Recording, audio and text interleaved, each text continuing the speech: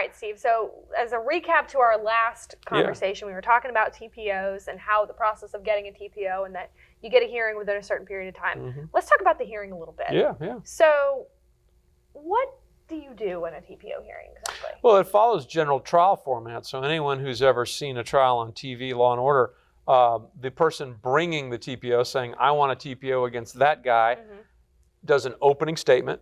Then that guy can do an opening statement. Then the person bringing the TPO has the burden of proof, so they get to present evidence and testimony, which is a kind of evidence. The other side gets to cross-examine. Then the other side can put up a defense. And then there's closing arguments. Same as any trial you've ever seen in the movies or TV. So in my practice, as far as what you and I have done and what we've even tried together, you ever notice that TPOs are like way more interesting than most other cases?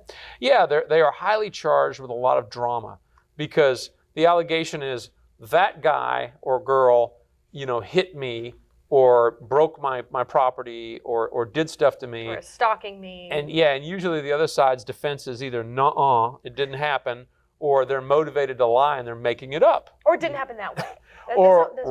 It didn't happen that way. So it's usually very interesting. And of course, my hat goes off to one of my favorite judges, Judge Alex Manning down in Fulton County, who almost exclusively does TPO hearings to the very edge of sanity. I'm talking about her sanity. Oh, yeah. Because of probably 4 out of 5 of these, there are no attorneys on either side. So it's absolutely the Jerry Springer show. Yes. Okay. And of course, I enjoy pre-pandemic walking into Judge Manning's courtroom and just sitting in the jury box, waiting for my client's turn, watching all of these cases come up, most of them without attorneys, and just the funny things that people will say. Well, and that's the thing. The people watching in TPO court is unparalleled anywhere else. Oh, yeah, they should sell popcorn. Oh, for sure. Absolutely. So in a TPO hearing, what's a to-do and a not to-do, in your opinion? A to-do is to, I'm sorry, I'll just say it right now. You need if you can afford a lawyer, hire a lawyer, because a lawyer is going to look at your case unemotionally, without passion, and is going to break it down to the judge. Again, like I said in the last video, first thing that has to be established is the victim and the perpetrator, are they in the narrow class of people that qualify for TPO? Right. So you got to prove that. And then the next thing you got to prove is that the person you're accusing either committed a felony against you or one of a certain number of misdemeanors. Sure. And you have to prove that. Now, more often than not, you're proving this by what? Evidence, testimony. Usually your testimony. Yeah. Usually you're going to put the victim up on the stand and he or she is going to say, he hit me, he did this to me, right? Well, and one thing you actually forgot, you also have to prove that the defendant respondent lives in the county where you filed the TPO. You would be amazed. I've actually gotten one dismissed based on the fact that the person didn't live in that county. Now, what if the person who committed the act doesn't live in the state of Georgia, but the victim lives in a county in Georgia? Well, I think, wouldn't it depend on the specific felony or whatever they were talking about? Because I'm pretty sure you have to file where the defendant lives. Okay, so there's no exception for a defendant in a TPO. I thought you could file in the victim's county if the defendant didn't live in the state. I think you may be right. Didn't you have that where the guy lived in Texas? And no. Like late in 2020? Victim down near Columbus area? That was your case. That wasn't my case. Yeah, but you worked it. Yeah. Yeah, you did. You and Haley worked that case. I don't know what case you're talking about. Down south of Noonan, north of Columbus. Woman with a small child, and her text messages and his text messages were outrageous. I do. Oh, but it wasn't.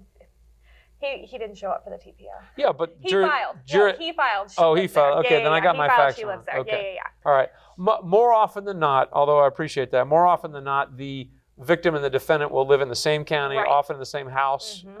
So you said I failed to address what you call the venue. Venue issue. Okay. Yes. But the bottom line is you then have to present competent evidence, which is most often going to be oral testimony, but not always. Yeah. What's some really good evidence?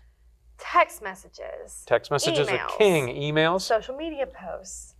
I have a really good example of a social media post issue. I actually know someone who went into, after the TPO, after the ex parte was issued, he and the petitioner lived in the same place, and he, of course, was ordered out of that particular residence, went back into the residence, used his Snapchat on his cell phone, and of course, it was public, posted a video of him pulling the Amazon Fire Stick out of the television and urinating on it. Urinating on it. Oh, yeah. Oh, yeah. Walking into the closet and defecating in her shoes. And then... A number two in the shoes? A number two in the shoes. And, to make matters just a little bit worse, takes the mattress out of the bedroom. All of this, again, on the internet, right? Mm-hmm. Takes the mattress out of the bedroom, lights it on fire, throws it off the porch. And you had this on video? Well, I didn't have it on video. I've not seen the videos, unfortunately. But the evidence at the TPO was that because it was posted on Snapchat, which, of course, everyone thinks gets deleted, well, P.S. So things of that nature are phenomenal evidence in a TPO. Yeah, I often tell people when they call me and say someone's trying to get a protective order against me, I often say everything you say on the phone is being recorded. Yep. Every text message you sent is going to be read to the judge. Every text message you respond to is a pretext textual message. We talked about that earlier. Every email you send will be read to the judge. And then they say, well, what about stuff I've already done? Can't change that. Nope. Just don't do it in the future. Now, I'll tell you a good story. We represented a lady a year or so ago who, frankly, was an exotic dancer and, a stripper. Yeah. And she wanted a TPO against her, then it was her husband. And his whole defense was, you can't believe her because she's a stripper. Sure. Strippers can't be believed. Nope, not at all. Well, you reminded me of this. Well, I'm glad. He did a number 2 in her Dyson. Her expensive, vacuum $400 vacuum that's cleaner. Unfortunate. Because when you do, you know what you do when someone does a number 2 in your Dyson? You throw it away. It's over. You have to. Yeah. There's nothing you can do. And we had pictures of the Dyson. And With or like pre no, number 2? no, Post no. number 2? Everybody knows what a Dyson looks like new. They're beautiful, but this was number 2. filled up. Gotcha. So his whole defense was, you can't believe her because she's a stripper. Right. And my position was, Judge, stripping is legal. Right. In fact, there's a big industry in Atlanta. It's not illegal, and you're not, per se unbelievable just because you're a stripper. Let's look at the picture of the Dyson. Let's look at the conduct here. And that was quick for the judge to issue the TPO. But I'll tell you what, just watching TPOs in court, waiting my turn, because sometimes there can be 40 or 50 on a calendar. There was a guy one day that his girlfriend stood up and said, he did this and that to me, and he hit me, and he did this. And the guy stood up, and he had a fancy suit on, and he would punctuate. He would end every sentence to the judge with blase, blase. So, judge, she says I did this and that, blase, blase. And I'll tell you that what actually happened, blase, blase, is this happened, blase, blase. After about the 3rd or 4th blase, blase, everybody's just looking at this. Everybody's looking at this guy going like this. And the judge was like, no, protective order against you. Likability is important. Oh, huge factor. Yeah, because when it's usually a he said, she said, and you don't get a jury in a TPO, you only get a judge. So when you have a he said, she said, likability and credibility are king, right? Absolutely. Can you think of a story like that? Well, I had one actually, I want to say about 2 weeks ago on Zoom, where I had a lot of text messages and audio recorded phone calls between former spouses. Yeah. And the gentleman that the TPO was against was like, I've never threatened her. I've never done this. Okay, well, let's just play this little clip of this recording. And of course, he's threatening her and whatnot. And I show the judge the text messages and the 7 police reports in the past that have added 7 over the course of multiple years. That gets your attention. But the most recent, right? And his testimony was, again, I've never threatened her. We're just going to ignore the text and all that. And let's go back just a little bit, sir. You were served with the ex parte, yeah. And that was what day? Okay, the 7th. Got it. Let's talk about this text message from the 10th that you sent to my client.